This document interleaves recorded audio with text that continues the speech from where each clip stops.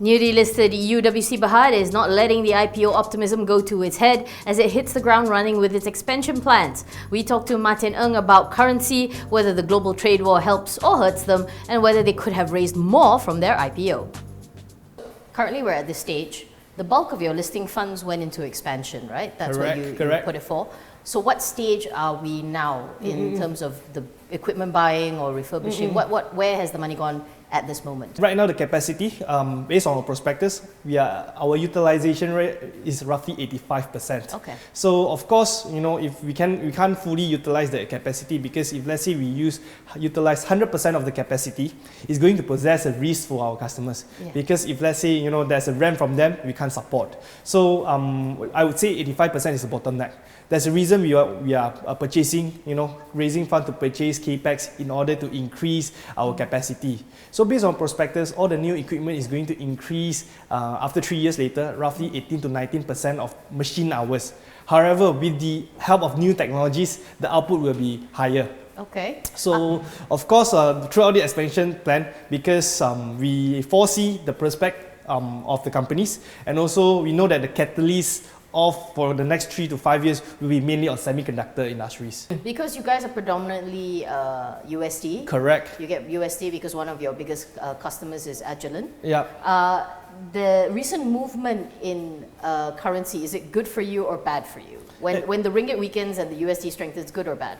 Actually, for currencies, right, currency fluctuation, it does not possess a lot of risk to us, because we always have this gentleman's agreement with our client, where the currency commodities move upwards, downwards 5%, we open for renegotiation, and usually we are able to pass down the cost within the next 3 to 6 months time.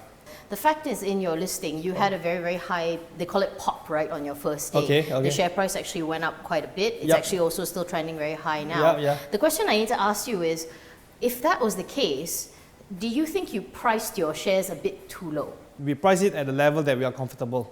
However, when you ask whether is it reasonable to up with close by 71%, I would say optimistic, because you look at our peers around in Malaysia, especially in technologies companies, we are looking at PE beyond 20 times, most of the technology companies.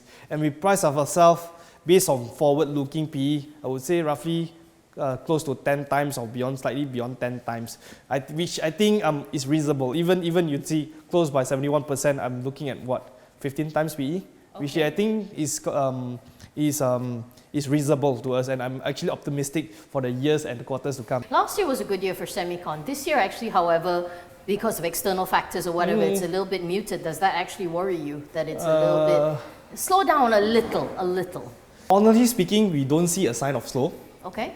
Because semiconductor industry is very broad, so there's different segments of semiconductor. Okay. You might witness some of the segments that really goes down, and some like memory, I think. Yeah, like memory, it goes down. However, like chips, the demand still stays strong.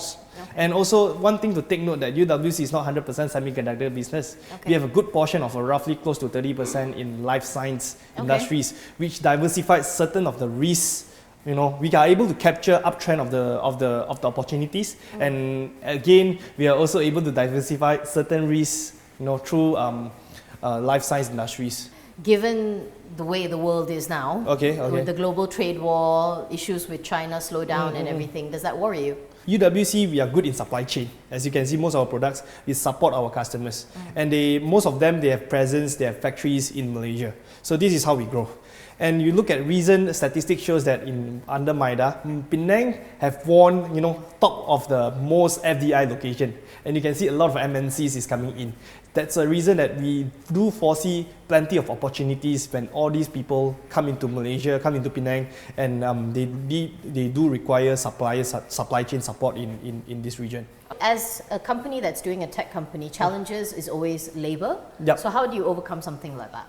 In Batu Kawan, in this area, especially in this area, all the tech companies coming in. However, the talent pool remain the same. How are we overcome them? So UWC is actually putting a lot of effort in terms of educations for engineers, technical person. For example, few of the actions that we are doing right now is, first of it is UWC Education Center which allocated at Polytechnic Seberang Perai. So what happened was we asked for a space. We worked together as a team between Polytechnic and UWC, and we renovate, we build the infrastructures, we provide some of the machines including raw materials, and we conduct classes over there. So every 2 weeks, our expert is going to spend about half day over there to train the students over there. Second, we also have this fund called UWC Scholarship Fund. And this UWC Scholarship Fund, we place it in PSCC, the Penang Skill and Development Center, where we train blue-collar engineers. Okay, so if you actually have programs like that, do you hire them at the end? Yup. What's your hiring rate like? I mean, like, of the students that you train, how many actually eventually do come to I work would for say you? most of it that we train, they come over to us. Like for example, in Polytechnic Seberang Perai, when we have this education center over there, even though we are not bonding them, we say it's up to you. I leave the option to you whether you want to join us or not. However, I can see a lot of them, they are joining us.